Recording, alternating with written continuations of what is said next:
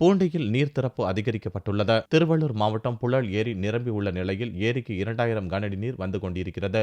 ஏரியில் இருந்து 1550 கன அடி நீர் திறந்துவிடப்பட்டுள்ளது. பூண்டி ஏரியின் உயரம் 35 அடி.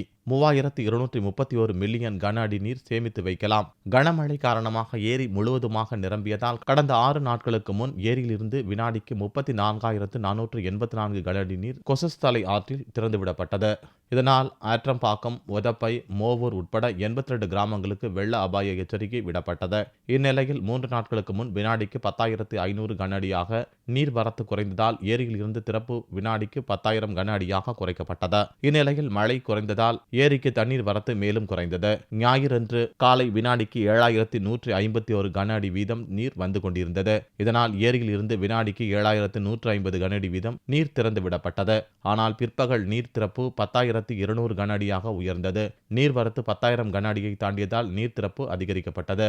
இதேபோல சோழவரம் ஏரியும் நிரம்பி ஏரிக்கு 100 கன அடி நீர் வருவதால் ஏரியில் இருந்து 400 கன அடி நீர் தண்ணீர் திறந்துவிடப்பட்டுள்ளது.